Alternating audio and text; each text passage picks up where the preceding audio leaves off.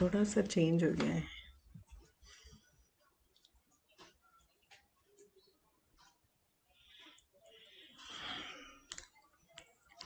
नमस्कार दोस्तों, लेखक कोना पे मैं मनीषा कुलश्रेष्ठ। आज हम पंकज सुबीर की कहानियों पर बात करेंगे और उनकी एक कहानी है। विषय मुझे इसमें कमेंट्स भी चाहिए देखने के लिए। कमेंट्स यहाँ आएंगे इस तरफ। हाँ, वो दिखते नहीं है ना। ये यहाँ आएंगे once they start. हाँ, is it start. Yeah, start.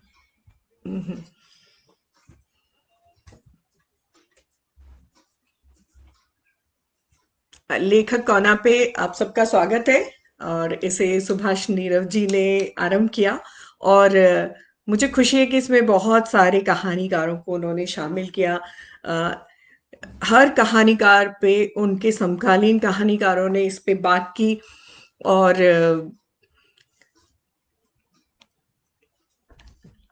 उन कहानीकारों ने अपने समकालीन कहानीकारों पे न केवल बात की बल्कि उनकी कहानियों का पाठ भी किया। तो सुभाष नीरव जी का ये जो प्रयास है लेखक कोना के माध्यम से, तो मुझे बहुत पसंद आया। और मुझे लगता है कि ये एक ऐसी शुरुआत थी कि इसके बहाने हम सब अपने समकालीन साथियों की कहानियों को बहुत गौर से पढ़ते हैं। वैसे मैंने पंकज सुबीर को बहुत शुरुआत से पढ़ा। मुझे उनकी भाषा ने, उनके कथ्य ने, उनकी प्रायोगिकता ने और बहुत सारी ऐसी चीज़ें थी जिन्होंने मुझे बहुत प्रभावित किया था। लेकिन आप किसी लेखक पे जब बात करना शुरू करते हैं तो उसकी कहानियों की गहनता पे बात करते हैं। आप उनकी कहानियों को और दोबारा से उनका पुनर्पाठ करते हैं और उन कहानियों की उन बारीक विशेषताओं में घुसने की कोशिश करते हैं। तो सुभाष नीरव जी ने एक ये बहुत ही नया और बहुत ही भागीरथी प्रयास किया कि हम आपस में एक दूसरे को पढ़ें और उन कहानियों की गहराई पे, उन कहानियों के शिल्प पे, उन कहानियों की भाषा पे बात करें और उन कहानियों के कथ्य की गहराई में, उस मनोविज्ञान में उतरें। जैसे कि पंकज की कहानियों में मनोविज्ञान बहुत गहरे से आता है और जिसको समाज की विडंबनाओं से आप अलग नहीं कर सकते, या समाज को पूरा डिसेक्शन करेंगे तब वो विडंबनाएं दिखाई देंगी। उनके यहाँ कहानियों में ऐसा गजन इस समाज का प्रतिरूप दिखाई देता है। तो मैं पहले कमेंट देखती हूँ क्योंकि मेरे को यहाँ कमेंट नहीं दिखाई दे रहे हैं। शैलेंद्र शर्मा जी नमस्कार, संजीव जी नमस्कार, पंकज पांडे जी नमस्कार, अर्चना, संध्या सिंह जी, नीरव जी, नीरज जी, सुभाष जी, रुचिका शर्मा, मीनाक्षी स्वामी, अन अंजू श्रीवास्तव, वंदना वाजपेयी जी नमस्कार, शैलेंद्र शर्मा जी धन्यवाद। पंकज, खुशी हो रही है कि तुम यहाँ हो और आज हम तुम्हारी कहानियों पे एक अलग ढंग से बात करने जा रहे हैं। और सत्येंद्र जी, मुझे लगता है कि अब मैं बात शुरू करती हूँ क्योंकि मैं अपनी बेटी के लैपटॉप से बात कर रही हूँ। तो इसमें मुझे थोड़े कमेंट्स प्रयास दिखाई देंगे, तो प्रयास के बाद दिखाई देंगे। तो मुझे लगता है कि हम कमेंट्स में बाद में बात कर लेंगे और हम उन कमेंट्स पे बाद में बात करते हैं। पहले हम कहानियों पे बात करते हैं। पंकज सुबीर की सारी महत्वपूर्ण कहानियां हैं जिन पे आज हम बात करना चाहते हैं। तो मैं यहाँ से शुरुआत करती हूँ कि मैंने पंकज सुबीर को बहुत पहले से पढ़ना शुरू किया था और मुझे जिस बात ने आकर्षित किया पंकज की वो ये थी कि वो महिला मन को इतनी गहराई से पकड़ते हैं। यामिनी जी नमस्कार, पारुल। हाँ, यकीनन सत्र इसलिए अच्छा होगा कि पंकज सुबीर की कहानियों पे हम बात करें जिनका पुनर्पाठ मैंने किया और एक अलग तरीके से बात की हमने। सॉरी, ये चश्मा ऊपर नीचे करने के चक्कर में बाल खराब है। तो और वो सामने दिखाई देते तो मेरा बार बार ध्यान जा रहा है। तो चलिए अब हम कहानियों पे कंसंट्रेट करते हैं। पंकज सुबीर की कहानियों की फैन मैं आज से नहीं हूँ, बहुत समय से हूँ। और उन्होंने हिंदी साहित्य को यादगार कहानियां दी हैं। और एक सबसे महत्वपूर्ण बात जो मैं कहूंगी कि हिंदी जगत की एक आदत है कि हम किसी एक लेखक को एक कहानी के नाम से खास तौर पे जानने लग जाते हैं, या किसी एक उपन्यास के नाम से। ऐसे ही हम पंकज को जानते हैं सबसे पहले कि महुआ घटवारिन से अगर हम बात करें तो पंकज का नाम आते ही हमारे जहन में वो कहानी आती है, महुआ घटवारिन। तो मुझे लगता है कि हम महुआ घटवारिन की चर्चा से इस सत्र की शुरुआत करते हैं। और उसके पहले मैं बहुत छोटी-छोटी सी बातें जो मुझे पंकज की कहानियों में पसंद आती हैं कि पंकज के यहाँ स्त्री मन तो आता ही है, लेकिन स्त्री के आसपास का वातावरण भी बहुत सुंदरता से आता है। स्त्री की रसोई आती है, स्त्री के ट्रांजिस्टर पे सुने जाने वाले उन गानों का जो नॉस्टैल्जिया है वो या वो इनमें आता है। उत्सव प्रियता आती है, श्रृंगार आती है, इवन ड्रेसिंग भी। जैसे कि हम ड्रेसिंग पे छोटी छोटी तफसीलों में बात करती हैं हम स्त्रियां अपनी कहानियों में। तो मुझे खुशी होती कि पंकज उन चीजों पे गौर करते हैं एक पुरुष होने के नाते भी। तो उनकी कहानियां एक जगह पे आके हम स्त्रियों के इतने करीब आ जाते हैं कि मुझे लगता है इसलिए पंकज की जो लोकप्रियता अपने स्त्री पाठकों में है वो हमारे समकालीनों में औरों में भी होगी, लेकिन पंकज की विशेष तौर पे इसलिए भी है क्योंकि पंकज रसोई की भी बात करते हैं कि वो रसोई में खड़ी हुई गुनगुना रही थी किसी की आगत के गीत। तो इस तरह की जो बहुत सारी चीजें हैं जो स्त्री मन को प्रभावित करती हैं वो उनकी कहानियों में होती हैं। पंकज की कहानियों में मैंने एक बात ये भी देखी कि अगर आप उस कहानी का लेखक का नाम ना बताओ तो ऐसा लग सकता है कि वो किसी स्त्री की कहानी है। और दरअसल यही वो बहुत बड़ी चीज है जो उनको एक विशेष लेखक बनाती, क्योंकि लेखन का कोई जेंडर नहीं होता। वे ये इस बात की स्थापना करते हैं स्त्री जगत के कोनों में घुसकर कि स्त्री के लेखन में कोई जेंडर नहीं होता। मुझे इसके बरक्स स्वयं प्रकाश जी काफी याद आते हैं। मुझे धर्मवीर भारती बहुत याद आते हैं। जैसे स्वयं प्रकाश जी की एक कहानी थी जिसमें उन्होंने प्रसव पीड़ा को पूरा एक स्त्री की मनःस्थिति के हिसाब से लिखा था। और मैं स्त्री होके चौंक गई थी कि इतनी तफसील। तो मुझे लगता है कि लेखन का कोई जेंडर नहीं होता। ऐसी कहानियां लिखकर पंकज स्त्री हम सब महिला लेखिकाओं को, हम सब लेखिकाओं को उस जो जेंडर का एक कोना बना दिया जाता है, स्त्री लेखन की जो कैद बना दी जाती है, उससे निकाल के हमें बाहर लाते हैं। तो मुझे ये बात बहुत महत्वपूर्ण लगती है कि ये स्त्री लेखन करके क्योंकि हम जब किसी फ्लाइट में बैठते हैं तो जब उसको फीमेल पायलट उड़ा रही होती है तो हम उसको कोई स्त्री उड़ान नहीं कहते हैं। तो कहानियों में हम ऐसा क्यों करते हैं? इस बात में स्त्री मन की कहानियां लिखकर पंकज हम सबको उससे मुक्त करते हैं।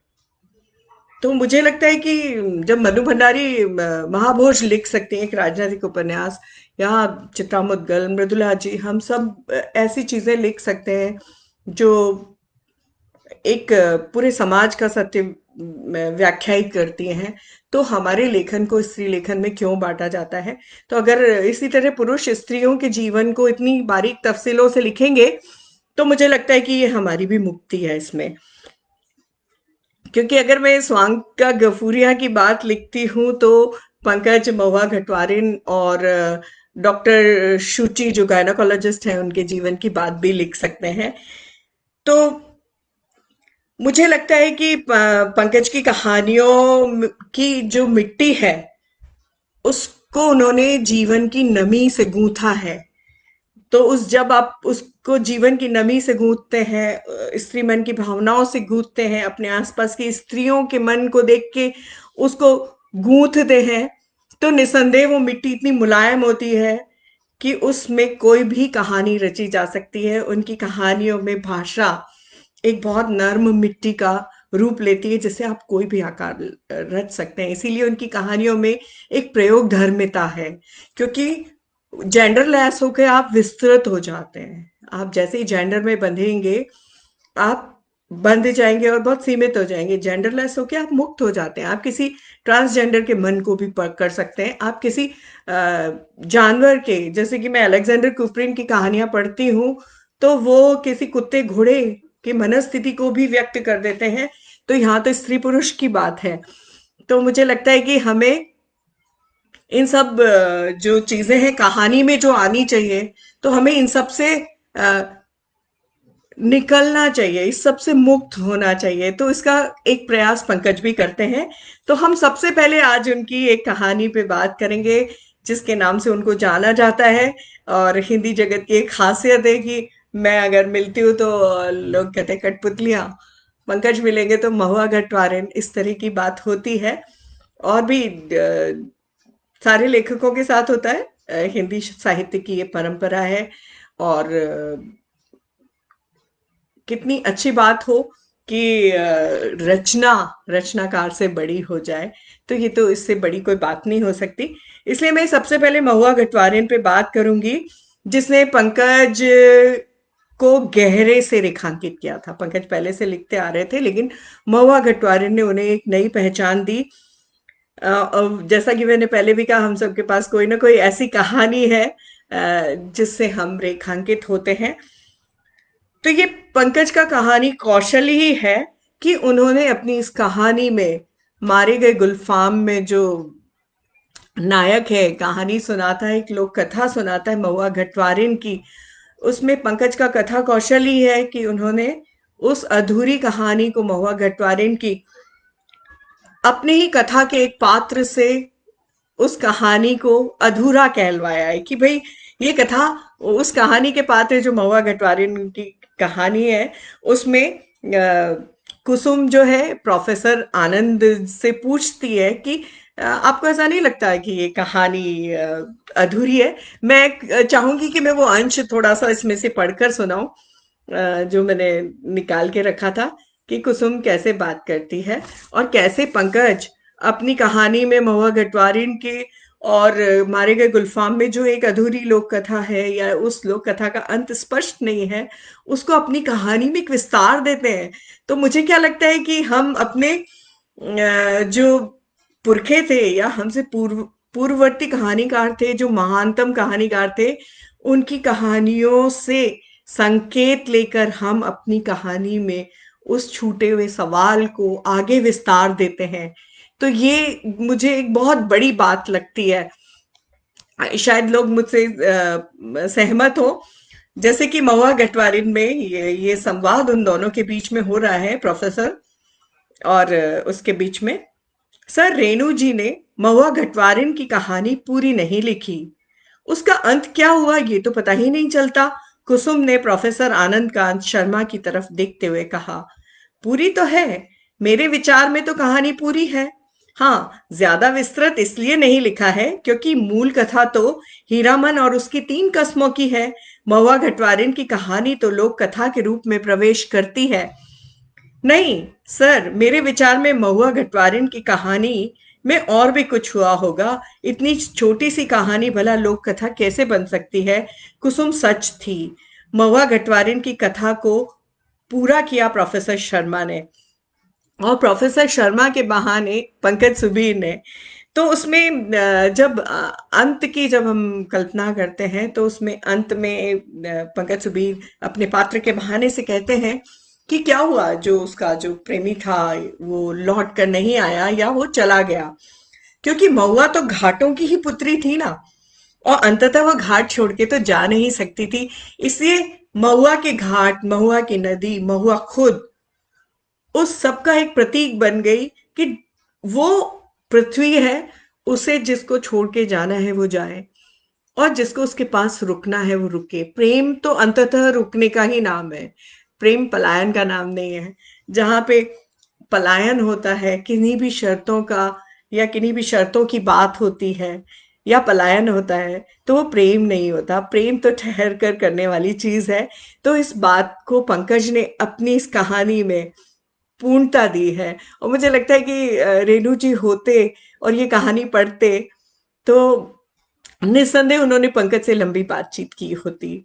और ये कहानी अपने आप में एक मील पत्थर है। जो पंकज को एक अलग से रेखांकित करती है और बहुत सारे लोगों में लोकप्रिय बनाती है। और एक बहुत सशक्त कहानी है। जिन्होंने नहीं पढ़ी है, मैं उनको राय दूंगी कि वो इस कहानी को पढ़ें। दूसरी कहानी है चोपड़े की चुड़ैलें। तो हालांकि पंकज ने मुझे कहानी नहीं भेजी, लेकिन इस पे उन्हें हंस कथा सम्मान मिला, तो निस्संदेह इस कहानी में कुछ तो बात होगी। तो इस कहानी की जो खास बात है, इस कहानी का विषय तो एक कस्बाई मानसिकता और उस कस्बे में एक बावड़ी की कथा है, जहां पर चुड़ैलों के बहाने कहीं ना कहीं बहुत सारी अराजकताएं उसमें चलती हैं। तो और उस कस्बे के जो किशोर बच्चे हैं, उनकी उत्सुकता को एक आग देती है, और वो उत्सुकता, वो यौनिकता को लेके वो जो उत्सुकता है, उन जो चुड़ैलों के बहाने से एक वेश्यावृत्ति है, उसको युवा बच्चे कैसे गुमराह होके किस जगह पहुंचा देते हैं। लेकिन कहानी केवल ये नहीं है। पंकज की विशेषता ही यही है कि कहानी उसकी केवल कथ्य में नहीं होती, उन छोटी छोटी तफसीलों में भी कहानी होती है। थैंक यू पंकज, मुझे लग रहा है कि मैंने तुम्हें, अब मुझे पीएचडी कर लेनी चाहिए। क्योंकि मैंने जिस तरह से 2-3 दिन बहुत रम के तुम्हें पढ़ा है। तो जो जैसा कि मैं कह रही थी कि चोपड़े की चुड़ैले में केवल कहानी नहीं है, कहानी के अलावा वो इतनी बारीक तफसीलें हैं जो मुझे खुद अपने नॉस्टैल्जिया में ले गई कि मैं भी ऐसे ही कस्बों में पली बढ़ी हूँ राजस्थान के, जहाँ बावड़ियां हुआ करती थी, और जहां पर मैं देखा करती थी, जैसे हमारा स्कूल, मेरा प्राइमरी स्कूल एक बावड़ी के ऊपर ही था। बल्कि जो चोपड़ा, इसमें पंकज ने कहा है कि चोपड़ा बावड़ियों का वो स्थापत्य का एक प्रकार है जिसमें बावड़ी के साथ साथ झोपड़ियां, कोठरियां होती हैं चारों तरफ। तो ऐसे ही चित्तौड़गढ़ में, जिसमें प्राइमरी स्कूल में पढ़ती थी, उसकी खिड़कियों से नीचे बावड़ी थी, और वो बावड़ी चारों तरफ कमरों से भरी हुई थी। और कई बार मैं देखती थी जुआ खेलने वाले या कई अजीबो गरीब वहां पे हरकतें हुआ करती थी। तो जिस तरह से वो जो कोठरियां और वो स्थापत्य की चीजें हैं, हमारे भारत में संभाली तो गई नहीं है, उनको ऐसे के वैसे उनको सहेजा तो नहीं गया है, बल्कि वहां पे अराजकता का माहौल हो जाता है। कैसे वहां पर क्या क्या चीजें घटती हैं। तो उस बावड़ी का जो बारीक विवरण है, और उसमें जो नागझिरी का जो उसमें जिक्र है कि बावड़ी के जो बाहरी हिस्से हैं, उनमें छोटी छोटी दरारें हो गई, उसमें सांप रहने लगे हैं। तो ये भी अपने आप में एक रूपक है कि जब वक्त बदलता है और जो स्थापत्य के ऐसे खंडहर बन जाते हैं, तो उसमें मनुष्यता के भी नाग पलने लगते हैं। तो इसको बहुत ही बारीकी से पंकज ने प्रस्तुत किया है, और हमारे समाज की विडंबना को प्रस्तुत किया है कि कैसे हमारे ही समाज में जो पिता, अड़ोसी पड़ोसी, सीनियर वरिष्ठ लोग हैं, वो कैसे विरासत में स्त्रियों के प्रति एक अलग तरह का नजरिया अपने किशोर को देते जाते हैं। वो समाज को सुधारने की कोशिश नहीं करते। कैसे किशोर उसी अम, संकीर्णता, उसी एक लोलुपता का शिकार होते हैं, और वो धीरे धीरे इंटरनेट और दूसरी चीजों के जरिए वो चुड़ैले, और वो एक जो उस अराजकता का नाम चुड़ैल है, किसी स्त्री का नाम चुड़ैल नहीं है। वो उस बावड़ी के आसपास जो फैली हुई एक अराजकता है, भूतों के नाम पे जो अंदर कर्म हो रहे हैं, उस अराजकता का नाम चुड़ैल है। तो वो कैसे कैसे आगे बढ़ता जाता है, कैसे वो चुड़ैलें हाथ पसारती जाती हैं, इसका पूरी ये कहानी में एक विवरण है जो हमें हिला सकता है। तो इस कहानी पे लोग इस कहानी का डिसेक्शन करते हुए लोग डरते हैं, क्योंकि ये सब चीजें हमारे बचपन में हम सब ने देखी हैं, और हम इन चीजों से आंख मिलाते हुए घबराते हैं। लेकिन पंकज आंख से आंख मिलाते हैं और उन चीजों को तफसीलों से लिखते हैं। इसके बाद एक कहानी है जो मैंने भी पढ़ी थी और मुझे बहुत ही पसंद आई थी, और मुझे मजा आ गया था उस कहानी को पढ़कर, और मैंने शायद पंकज को मैसेज भी किया था, क्योंकि हम सब वेताल डायना, लोथार नारडा, इंद्रजाल कॉमिक्स पढ़कर बड़े हुए हैं, और हमें वो सारे पात्र इतने प्यारे लगते थे। मुझे याद है कि जब इंद्रजाल कॉमिक्स आती थी, और अखबार वाले से हम पूछते थे, भैया इस सप्ताह की इंद्रजाल कॉमिक्स नहीं आई? तो वो कहता था, मैं तो कल ही दे गया था दीदी। तो पता चलता था मेरे पापा के तकिए के नीचे पड़ी है, क्योंकि सबसे पहले वो पढ़ना चाहते थे। तो कैसे पंकज ने उस वेताल को, रेक्स को, डायना को, हेलोइस और किट को कैसे एक व्यक्ति में बदला है, कि वो पूरा कॉमिक, वो पूरा समय उस व्यक्ति के अंदर बंद हो गया है। और वो उसको उसको हेल्यूसिनेशंस होते हैं, वो उसको मति भ्रम होते हैं।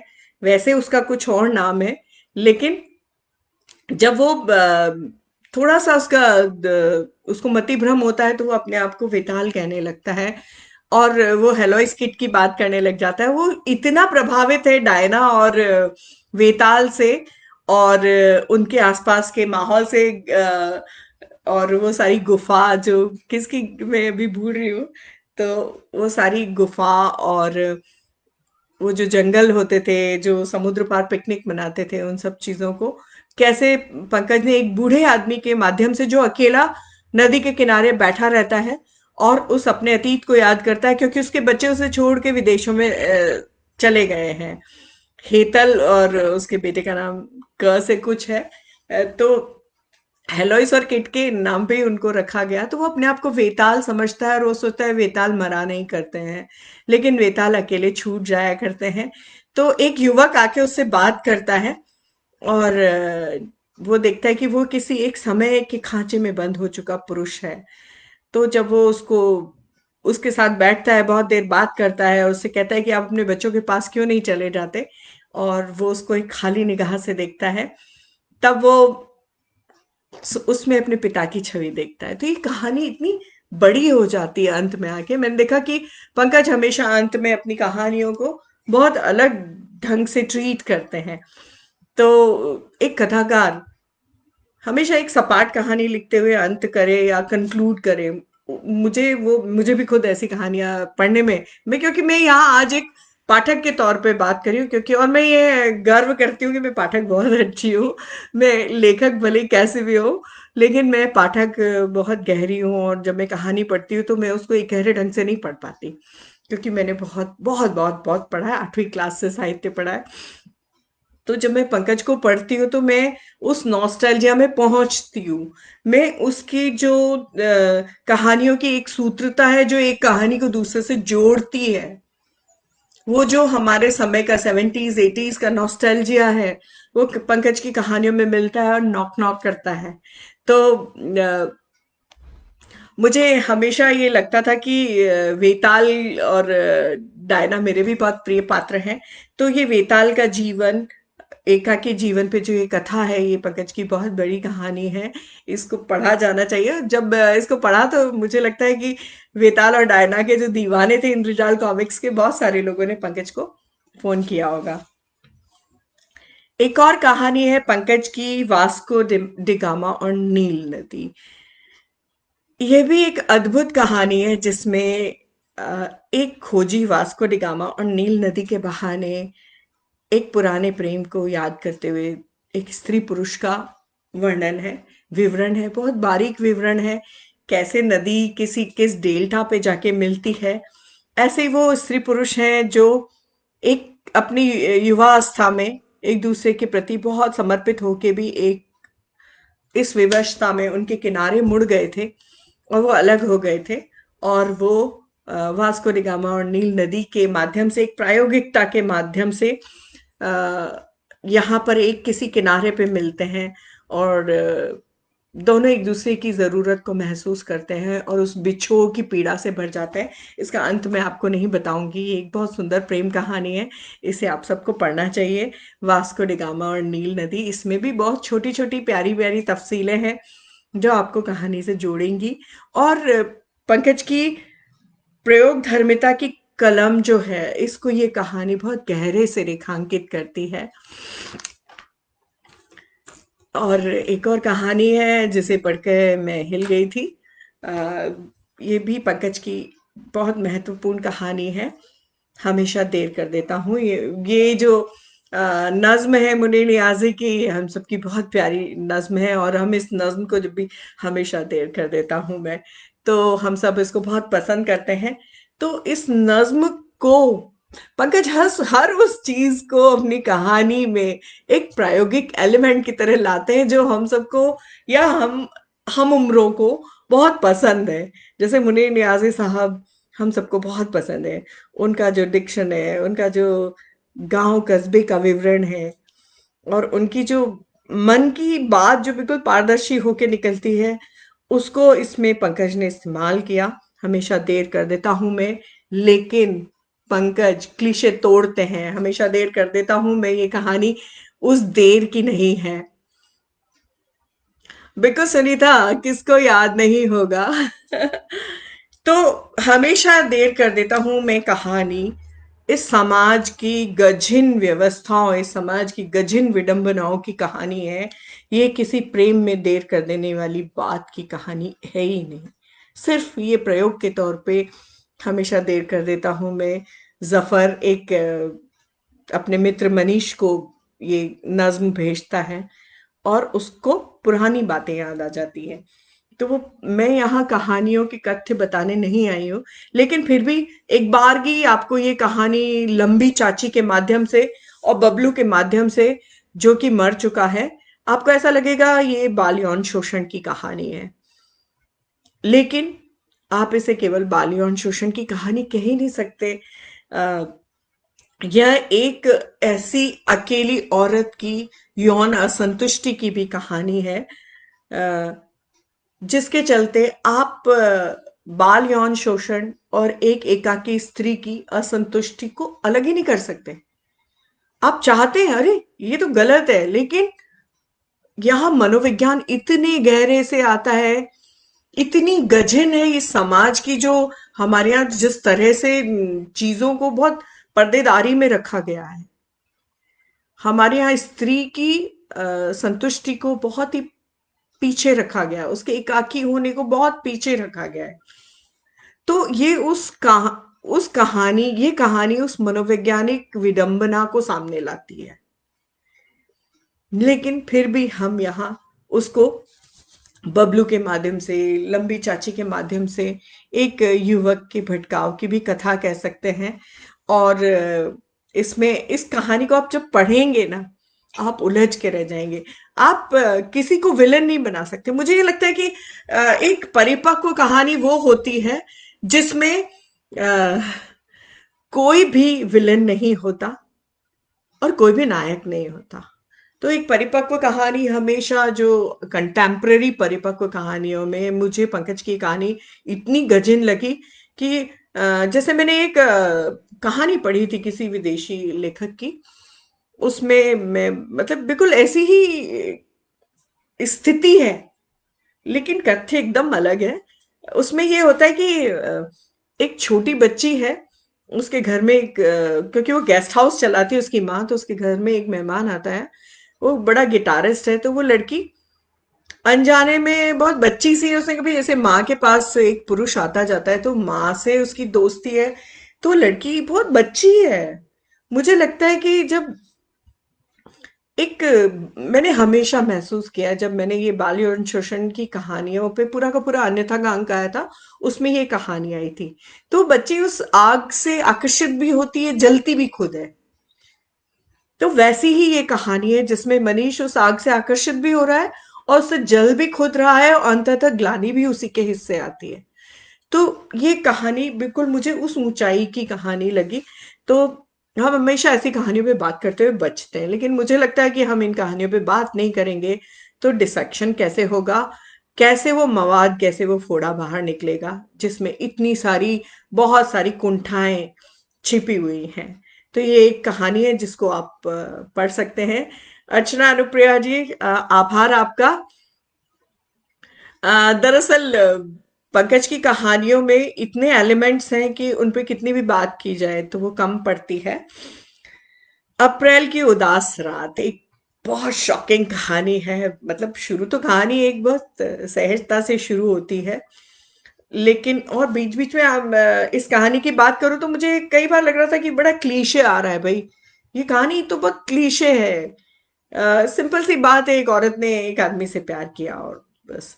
लेकिन अंत आते आते आप कहानी की शुरुआत में पहुंच जाते हैं, यार मैं क्या सोच रही थी, दोबारा से पढ़ते हैं तो ये कहानी का अंत आपको चौंकाता है। ये एक गायनोकोलॉजिस्ट शुचि भार्गव की कहानी है, जो एकाकी है, जिसने अपने से बहुत बड़ी उम्र के प्रोफेसर से शादी की है। मैं अंत यहाँ नहीं बताऊंगी, क्योंकि अगर जिन्होंने नहीं पढ़ी है तो वो उनके लिए दिक्कत हो जाएगी। तो ये एक शुचि की और उसके धोखेबाज प्रेमी, उसके हालांकि धोखेबाज हम कैसे कहें, सबको अपनी अपनी परिस्थितियां दूर ले जाती हैं प्रेम में। कई बार आप कमजोर होते हैं तो ठहर नहीं पाते, जैसे कि हमने महुआ घटवारिन में कहा कि महुआ का तो घर ही घाट थे, प्रेम जो करता था उसे टिकना था। तो अक्सर जो नहीं टिक पाते पलायनवादी होते हैं। तो उस पलायनवादी अपने प्रेमी के प्रतिशोध में जलती हुई शुचि भार्गव की ये कहानी है। वो प्रतिशोध कैसे लिया गया, इसको आप अपनी कहानी में खुद पढ़ के देखिएगा। एक बहुत परिपक्व कहानी है। और आप शुरू में लगेगा अरे ओ व्हाट, तो लेकिन आप अंत में जब जाएंगे तो आप कहानी फिर से पढ़ने की इच्छा होगी आपकी। तो ये जो कहानी है शुचि भार्गव की, और उसके बहाने से एक पूरे जीवन की, मुझे लगता है कि ये एक उपन्यास का पूरा प्लॉट था जिसको इस पे उपन्यास लिखा जा सकता था। दरअसल मेरी दिक्कत ये है कि जब से मैंने उपन्यास लिखना शुरू किया है, मुझे हर कहानी अपनी भी उपन्यास का विषय वस्तु दिखती है, और मुझे लगता है, और इस कारण मेरा कहानी लिखना थोड़ा कम हो गया है, क्योंकि मुझे हर चीज उपन्यास लगने लग जाती है। और मुझे लगता है कि लेकिन कहानी अपने आप में एक कहानी होती है, और पंकज ने इसको बहुत अच्छे से साधा है। आप सबको याद होगा रघुनंदन त्रिवेदी जी ऐसे जीवन की कहानियां लिखते थे, ऑफिसों की, उनके क्लर्क्स की, मध्यम वर्गीय जीवन की। तो एक समय था जब इन कहानियों का दौर था, लेकिन मेरे को क्या लगता है कि वो दौर अब भी है, और वो कहानियां हमेशा जिंदा रहती, क्योंकि मध्यम वर्ग आज भी है, उसकी विडंबनाएं आज भी है। थोड़ी चमक दमक आ गई है, थोड़े बाजार और ज्यादा मध्यम वर्ग में घुस गए हैं, लेकिन विडंबनाएं तो कम नहीं हुई हैं।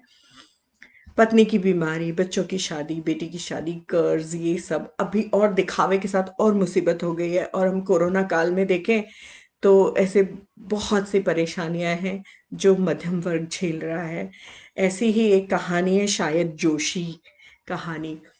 ये प्रायोगिक कहानी है, और इसको पढ़ के मुझे रघुनंदन त्रिवेदी जी के ताश खेलते हुए क्लर्क याद आते हैं ऑफिस के।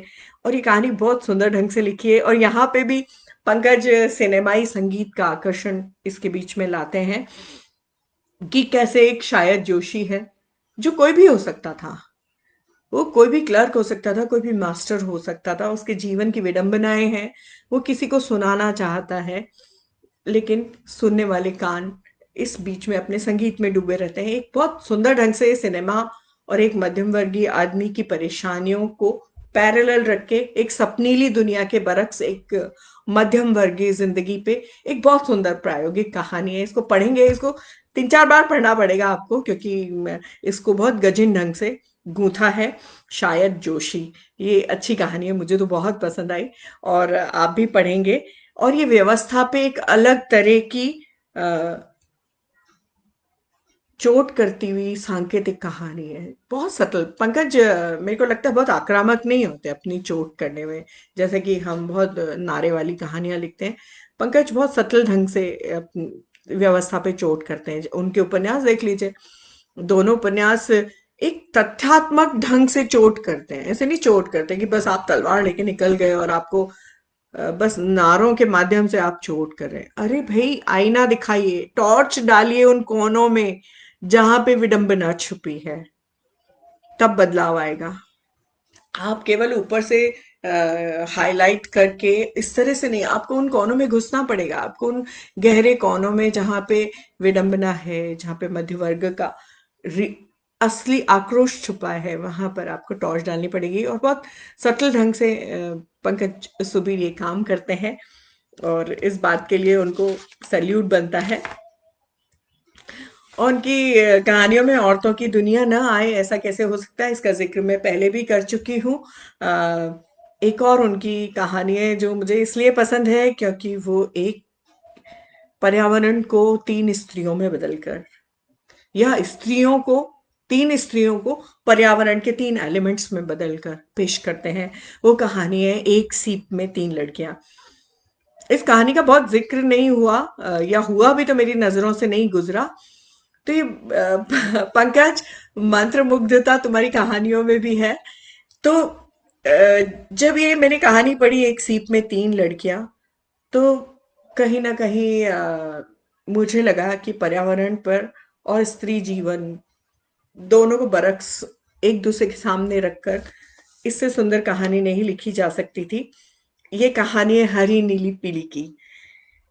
ये अपने रास्तों की तलाश में, आप अपने आसपास देखते होंगे, इसका अंत भी पंकज ने यही किया है कि आप अपने अड़ोस पड़ोस में देखेंगे तो नीली पीली हरी तीनों आपको दिख जाएंगी। अपने मंजिलों की तलाश में, अपने रास्तों की तलाश में गल जाने वाली उन 3 लड़कियों की कहानियां हैं, जिन्होंने सपने देखे थे, जिन्होंने अपना रास्ते बनाने की कोशिशें की थी, लेकिन वो कहीं ना कहीं एक सीप में जाके बंद हो गई। और इसमें पर्यावरण साथ चलता है, संसार की क्षुद्रताएं, मोह और क्रूरताएं, यंत्रणाएं कैसे हरी धरा, नीले आसमान और पीले फूलों को नष्ट करके एक सीपी में बंद कर देते हैं। तो ये कहानी अपने आप में एक अलग तरह की कहानी है। अ, अंत में मैं बात करूंगी उस कहानी की जिस पे इतनी चर्चाएं हो रही है। हर एक व्यक्ति उस कहानी की बात कर रहा है। आप सबको पता है वो कौन सी कहानी है? अ,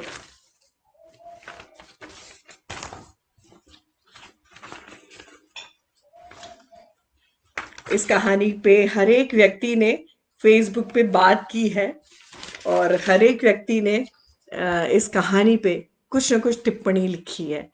ये कहानी किस्सा गोई के साथ में शुरू होती है। आप सोचते हैं नानी की ये कहानी शायद कोई प्रेम कहानी सुनाने जा रही है। नानी कहीं शायद किसी अपने पुराने प्रेम को ढूंढती है। नानी शायद किसी अपनी उस पुराने दर्द को खोजती हैं, लेकिन नानी इतनी सीमित नहीं है। नानी केवल अपने दर्द को लेके चिंतित हो, इतनी स्वार्थी भी नहीं है। नानी एक स्त्री है। नानी व्यक्ति में एक समष्टि है। नानी अपने आप में एक पूरा का पूरा, वो पूरी के पूरे समाज है नानी, और उन सारी औरतों को प्रतिनिधित्व करती हैं जिनकी जाति, धर्म, देश कोई भी हो, लेकिन उनका सबसे पहला धर्म है स्त्री होना। तो नानी का जो ये इतना विशाल व्यक्तित्व उन्होंने बुना है, एक इसमें जाके अतीत में जाके कैसे नानी से शुभांगी का वार्तालाप होता है, और कैसे नानी शुभांगी नानी से जुड़ती है और नानी की उस बंद गांठ को खोलने की कोशिश करती है। इसकी शुरुआत पंकज ने बहुत सुंदर तरीके से की। एक किस्से के साथ में शुरू की, कैसे हम उस कहानी में डूबते हैं, कैसे कैसे कहानी हमें किन किन घाटों पे ले जाती है, और अंत में हम कहानी पे पहुंचते हैं तो हम नानी की उस उदासी को, उस उदासी के तार को, नानी का उस अंदर जो एक छिपी हुई घृणा है इस समाज और इस सांप्रदायिकता को लेकर, इस सांप्रदायिक असहिष्णुता को लेकर, उसकी तह में हम पहुंचते हैं। और ये कहानी एक बहुत बड़ी विशाल कहानी बन जाती है कि कैसे नानी ने, आप सबने पढ़ी है बिल्कुल, डॉक्टर सुनीता हंस में वो कहानी आई है, इलोई इलोई लामा सबाख्तानी। तो ये ईसा मसीह के शब्द हैं जो उन्होंने अंत समय में बोले थे। तो मुझे लगता है कि नानी की जो दुख था, नानी का जो दर्द था, वो इन्हीं 3 शब्दों में होकर एक विशाल दर्द में बदल चुका था। कि ये जो एक असहिष्णुता है, ये जो असहिष्णुता वैज्ञानिकता को लेकर है, तार्किकता को लेकर है, ये असहिष्णुता संप्रदाय को, धर्म, कौम, इस सब को लेकर है, स्त्री पुरुष को लेकर है। उस पूरी की पूरी इस कहानी में कि नानी कैसे अपने पति, अपने ससुर, अपने देवर, इन सब से एक किस्म की घृणा करती हैं। तो उसके पीछे की एक वजह क्या है? उनकी न केवल सांप्रदायिक असहिष्णुता, बल्कि एक जेंडर के प्रति बदला लेने की भावना, कि जैसे कि स्त्री देह में ही स्त्री देह को कुचल कर ही आप किसी कौम से, आप किसी देश से बदला ले सकते हैं। ये जो एक पुरुष की मानसिकता है, उस पे एक बहुत गंभीर चोट है ये कहानी। तो इस कहानी को आप सबने पढ़ा है, और बल्कि इस पे बहुत बात हुई है, जिन्होंने नहीं पढ़ा है ज़रूर पढ़िएगा। तो ये थी वो पंकज की वो कहानियाँ जिन पे हम गहरे से बात कर सकते हैं। और भी कहानियाँ हैं, उपन्यास तो पंकज के हैं ही, जो एक विस्तार पाते हैं दोनों उपन्यास। तो अब मैं पंकज की कहानियों का विश्लेषण जैसे मैं बीच-बीच में करती रही हूँ, लेकिन हमें अपनी बात को कंक्लूड करना चाहिए कि हमेशा कहानी बस कथ्य नहीं होती है। इस बात को पंकज बहुत अच्छे तरह से अपनी कहानियों में स्थापित करते हैं कि कहानियाँ केवल वो नहीं है जो कथ्य हैं, कहानियाँ अपने बारीक विवरणों में छुपी हैं, जिनमें हज़ारों हज़ार कहानियाँ। कहते हैं ना कि कहानी एक चींटी के बिल की तरह कि जिसके हर शब्द में एक कहानी है। तो पंकज के यहाँ जो बारीक विवरण है, उन बारीक विवरणों में से भी कहानियां निकलती हैं। क्योंकि अगर हम पंकज की कहानी में किसी बावड़ी का जिक्र सुनते हैं, अगर पंकज की कहानी में कोई नदी आती है, तो हम अपने कस्बे की, हम अपने गांव की उस नदी में पहुंच जाते हैं। इतनी बारीक तफसीलों से वो उस दृश्य को गढ़ते हैं। पंकज की कहानियों में चाहे जो हो, उनमें जो विवरण है एक खास, मतलब जितनी भी जितने गुण हैं पंकज की कहानियों में, उसके अलावा जो एक और गुण है जिसमें कि उनके यहाँ प्रकृति बहुत सुंदर से से आती है। जैसे गुलमोहर आएगा तो अमलतास आएगा, तो नदी आएगी तो झुरमुट आएंगे, तो घाट आएंगे, पत्थर आएंगे, रंगून क्रीपर आएगी, पीपल आएंगे। कितने आयाम है इस प्रकृति के जो पंकज की कहानियों में पात्र बनते हैं। जैसे अप्रैल की उदास रात में पीपल एक पात्र बन जाता है। वास्को डी गामा और नील नदी में दोनों दोनों पात्र हैं। और लोक भाषा का तो रस पंकज के यहाँ मिलता ही है। क्योंकि मैं मेवाड़ी हूँ, तो वहाँ जो पंकज के यहाँ शायद कौन सी भाषा बोली जाती है, निमाड़ी या और भी जो मध्य प्रदेश से लगी हुई जो भाषा है, क्योंकि मैं निम्बाड़ा, चित्तौड़गढ़, नीमच रही हूँ, तो वो भाषा मुझे बहुत खींचती है, और वो जो शब्द हैं मुझे जोड़ते हैं। तो वो जो लोक भाषा की कहावतें हैं, जो कहन है, वो सब बहुत खूबसूरत है और आपको एक नॉस्टैल्जिया में डुबोता है। प्रयोग धर्मिता पंकज के यहाँ बहुत विशिष्टता से आती है, और इतनी सुंदरता से आती है कि वो उसमें किन-किन चीज़ों के प्रयोग नहीं करते। एक नदी को वो एक व्यक्ति की तरह प्रयोग कर लेते हैं। तो संगीत को, जो ख़ास तौर पे सिनेमाई संगीत का नॉस्टैल्जिया है, जैसे आला कार्ड गाना जो अप्रैल की उदास रात में आता है, वो सॉन्ग्स हम अपने उस फीमेल बैंड को हम बहुत सुनते रहे अपनी टीनेज में। तो वो आएँगे, तो कहीं कोई पेड़ आएगा, उसके साथ में कहीं कोई चट्टान, बावड़ी, इस तरह के रूपकों के प्रयोग करते हैं पंकज की। उनकी कहानी महुआ गटवारिन आप देख लीजिए। महुआ गटवारिन अतीत से उठ के नई कहानी में आती है, और उसका एक अलग तरह से विश्लेषण प्रोफेसर आनंद और उनकी छात्रा कुसुम मिलके करते हैं। तो ये बहुत सुंदरता से आता है। स्त्री मन तो मैंने उस पे बता ही दिया आपको, इस पे बात की मैंने लंबी। और एक खास बात है थ्री डायमेंशनल चित्रात्मकता।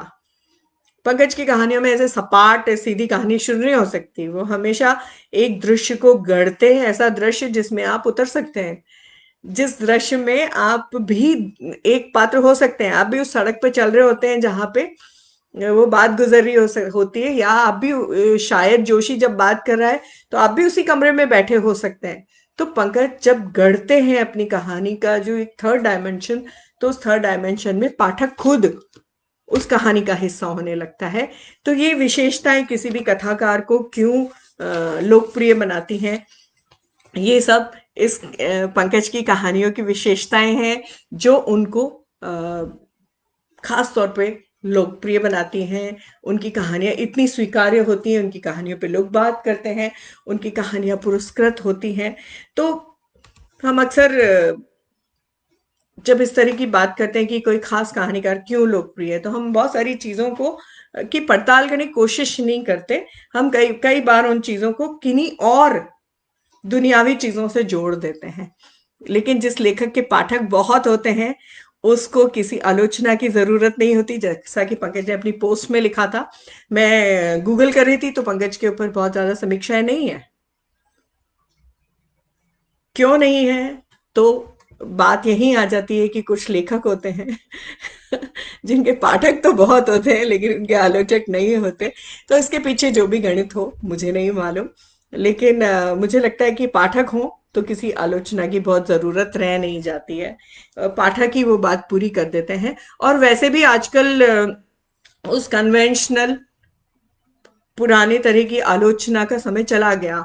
अब मुझे क्या लगता है कि ये जो लाइव काल आया था, ये जो कोरोना काल आया था, इसने हम सबकी जिंदगियां बहुत बहुत सारी तरह से बदली हैं।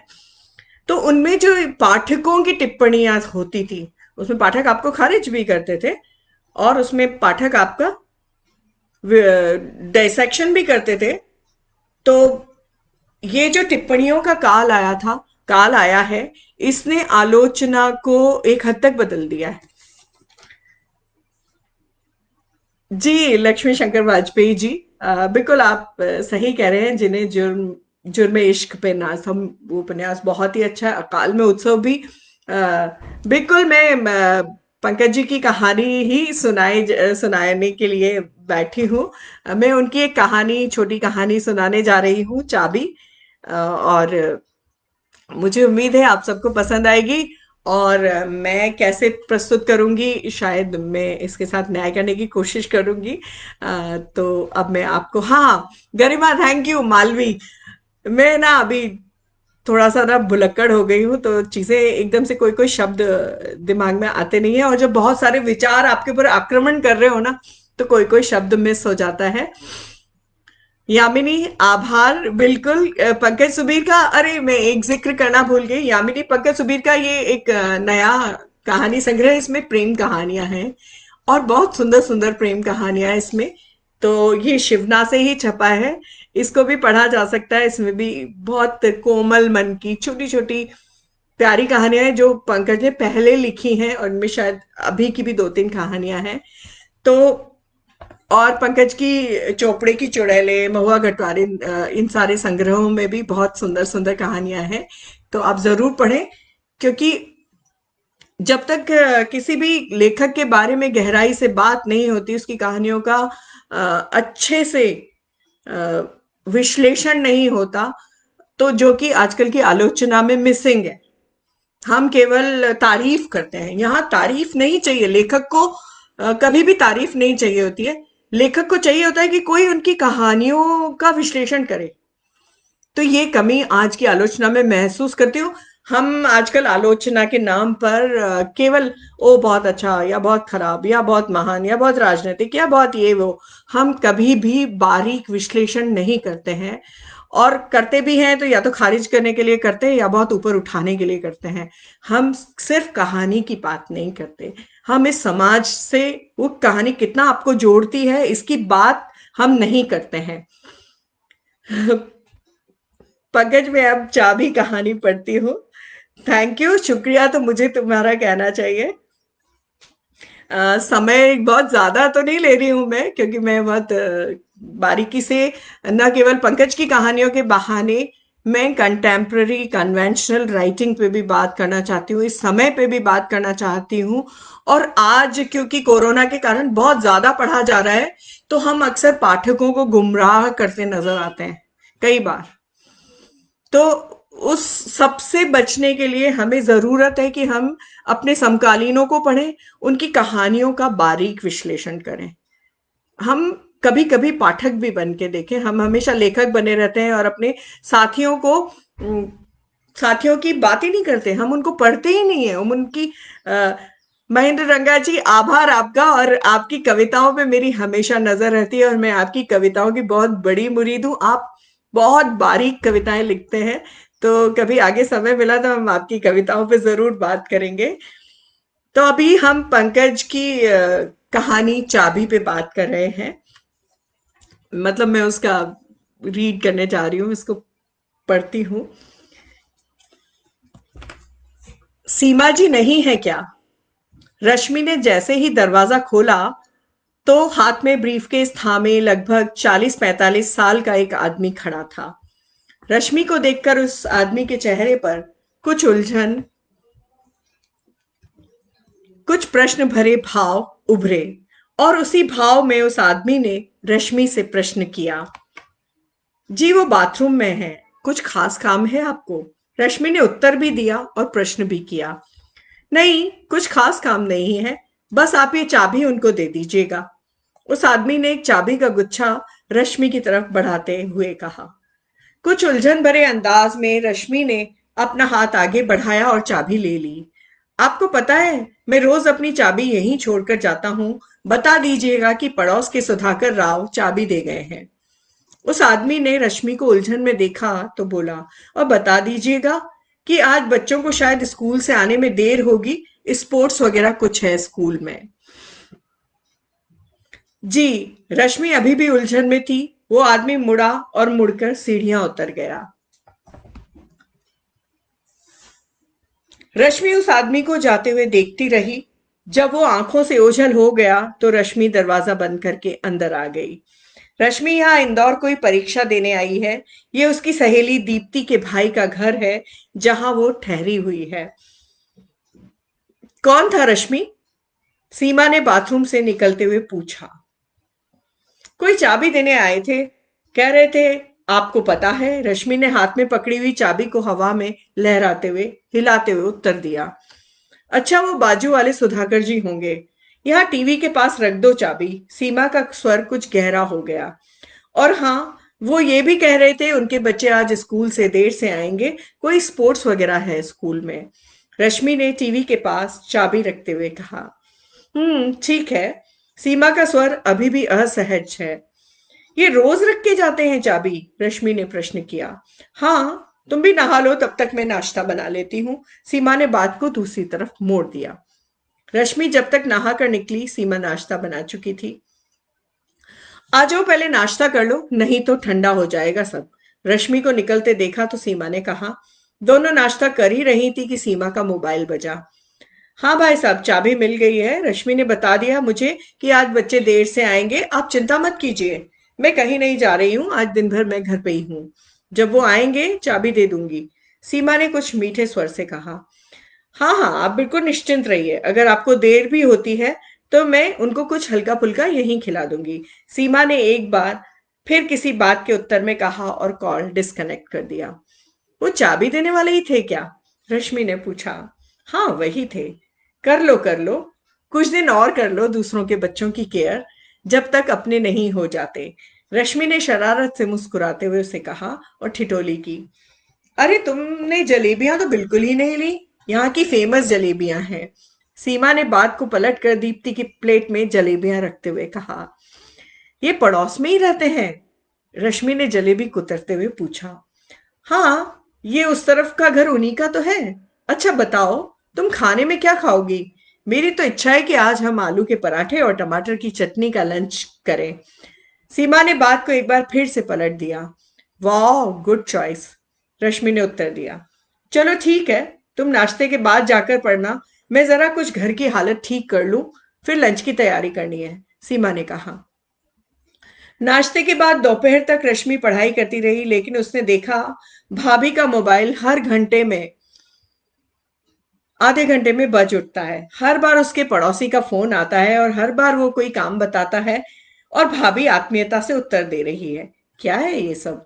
मेरे साथ कोई ऐसा करे तो मैं इरिटेट होकर खींच ही पड़ूं, मगर भाभी हर बार पूरे पेशेंस के साथ बात कर रही हैं। कहीं कोई झुंझलाहट नहीं है, कोई खींच नहीं है। सच कहती है कहती थी दीप्ति, आपके हाथ के बने आलू के पराठों का कोई जवाब नहीं। रश्मि ने प्रशंसात्मक स्वर में कहा। सीमा ने लंच में आलू के पराठे, टमाटर की चटनी और खीरे का रायता बनाया है और दोनों साथ ही खाने बैठी हैं। अचानक किचन में रखा सीमा का मोबाइल बज उठा। सीमा उठने को थी कि रश्मि ने हाथ पकड़कर रोक लिया। अब चैन से खाना तो खा लो। ऐसा भी क्या? होंगे वही आपके पड़ोसी, बाद में कॉल कर लेंगे। सीमा कुछ अनमने भाव से वापस बैठ गई। मोबाइल कुछ देर तक बजकर चुप हो गया। कुछ देर बाद मोबाइल फिर बजा। सीमा ने कसमसाकर रश्मि की तरफ देखा। नहीं, बस कुछ बजने दो इसे। पहले आप खाना खाओ बैठकर। कहते हुए रश्मि ने एक हाथ से सीमा का हाथ पकड़ा और उसको बिठा दिया। मोबाइल बजकर बंद हुआ, फिर बजा और बजता रहा। मोबाइल की घंटी मानो झुंझला झुंझला कर बजे जा रही थी। कोई तो उठा लो। और वही झुंझलाहट रश्मि के मन में भी हो रही थी। जब तक वे दोनों खाना खाते रहे तब तक मोबाइल की घंटी पार्श्व संगीत की तरह बजती रही। खाना खाकर रश्मि अपनी प्लेट किचन में रखने गई तो देखा कि भाभी का मोबाइल 15 मिस्ड कॉल की सूचना दे रहा है। अजीब है, ये भी किसी की प्राइवेसी का कोई ध्यान ही नहीं। अरे भाई, यदि कोई कॉल अटेंड नहीं कर रहा है तो इसका ये मतलब है कि वो अभी व्यस्त है।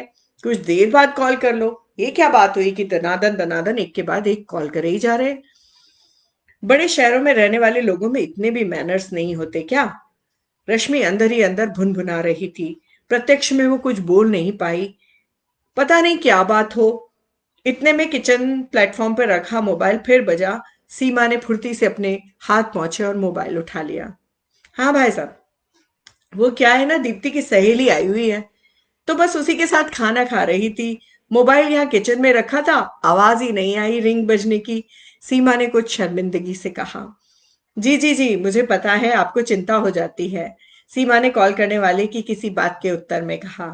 नहीं, अभी तो नहीं। जी जी, ठीक है, सीमा ने कहा और कॉल डिस्कनेक्ट करके रख दिया। रश्मि को पता नहीं क्यों ऐसा लगा कॉल डिस्कनेक्ट करने के बाद भाभी उससे नजरें चुरा रही हैं या किसी प्रश्न का उत्तर देने से आप अपने आप को बचा रही हैं। मुझे क्या पड़ी है, मैं कौन यहाँ हमेशा के लिए रहने आई हूँ? किसी के पर्सनल जीवन में मैं क्यों दखल दूं? मुझे तो 2-3 दिन रहना है और फिर वापसी। मगर फिर भी कुछ तो अटपटा लग ही रहा है। रश्मि सोच में डूबी धीरे धीरे सौंफ का एक एक दाना अपनी हथेली से उठाकर मुंह में रखती रही। चलो अब तुम पढ़ाई में लगो, नहीं तो हम दोनों गप्पे मारने बैठ गए तो तुम्हारी पढ़ाई धरी की धरी रह जाएगी। कल परीक्षा दे लो, फिर रात को बैठकर हम दोनों गप्पे लड़ाएंगे। सीमा ने उसे डाइनिंग टेबल पे बैठे देखा तो कहा। परीक्षा को लेकर रश्मि सारी तैयारी करके आई है, अब तो बस यूं ही कुछ उलट पुलट कर देखना है। रश्मि, तुम्हारे भैया बुला रहे हैं चाय पीने, आ जाओ थोड़ी देर। अब छोड़ो किताबें, ऐसा ना हो कि तुम्हारा सर दुखने लगे परीक्षा में। सीमा की आवाज आई तो बहुत देर से पढ़ रही रश्मि उठ कर आई। अरे बाप रे, इतनी शाम हो गई, पढ़ते पढ़ते पता ही नहीं चला। आ जाओ चाय पी लो, थोड़ा रिलैक्स हो लो। भैया ने उसे आते देखा तो मुस्कुराते हुए बोले। चाय पीने के दौरान भी सीमा का मोबाइल 2-3 बार बजा और हर बार सीमा ने लगभग वैसे ही उत्तर दिए जैसे सुबह से रश्मि सुन रही थी।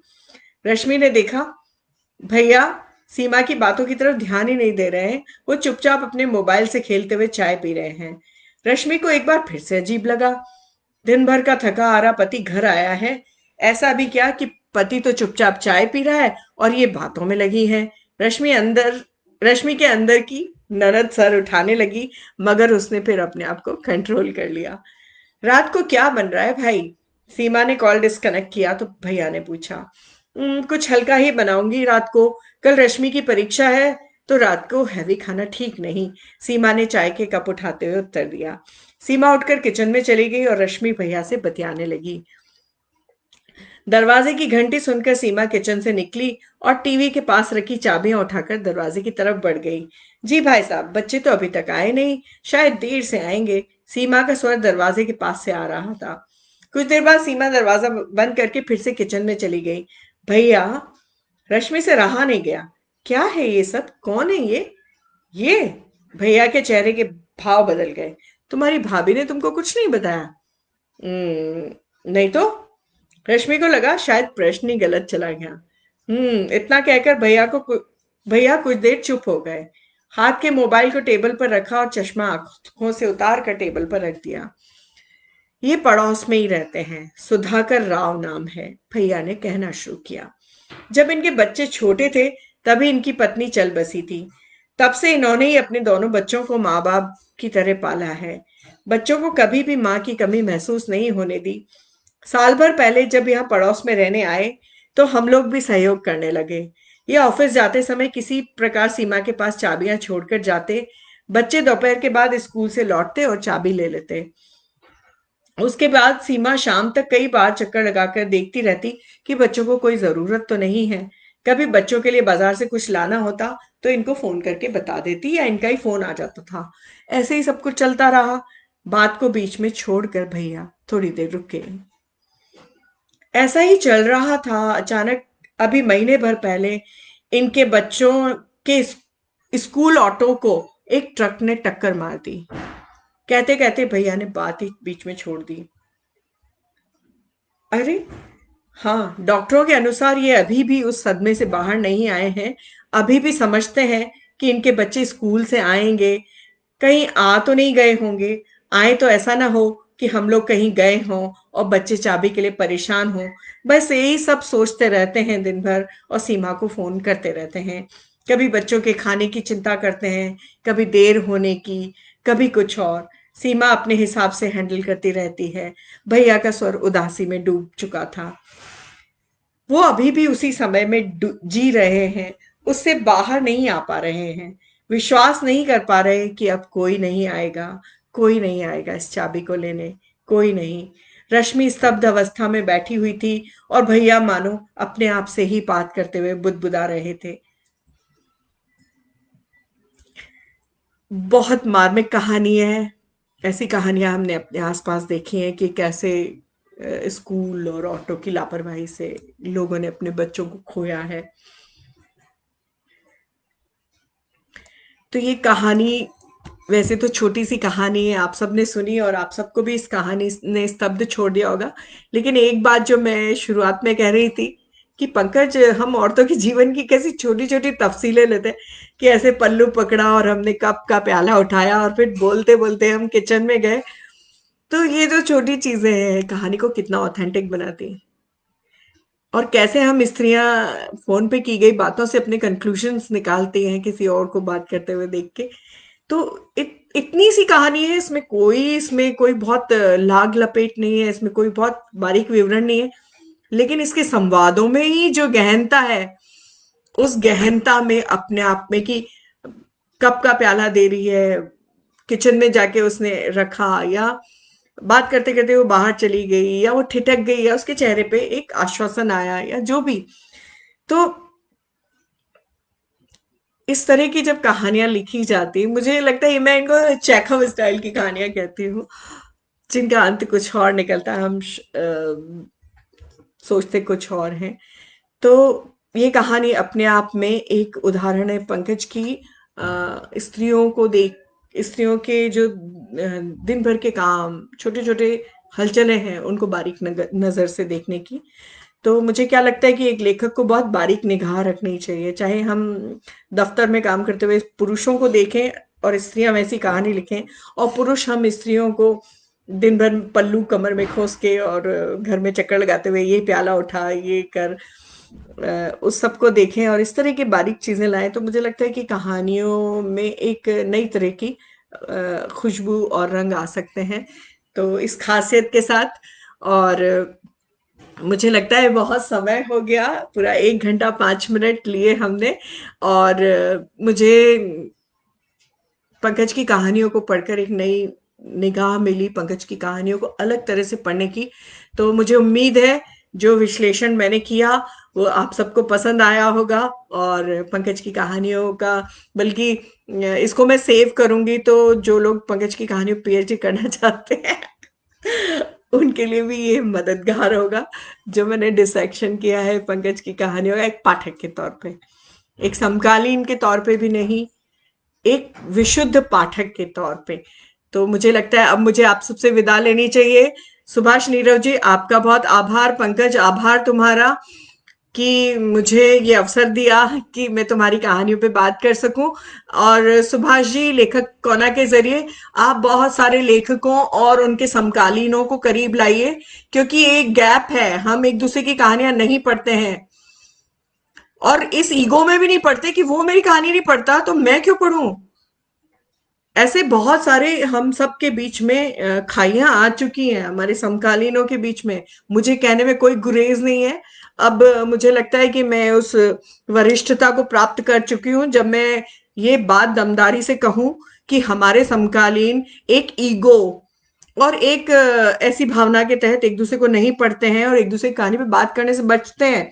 और करते भी हैं तो किसी एजेंडा के तहत, अरे वो फलां विचारधारा। अरे भाई, कहानी जीवन है, उस पे अब बात करिए।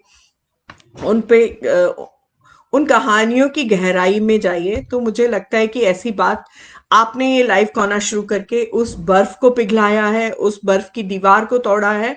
और मुझे लगता है इस प्रयोग को जारी रहना चाहिए। नमस्कार आप सबको। पंकज धन्यवाद, सुभाष जी धन्यवाद।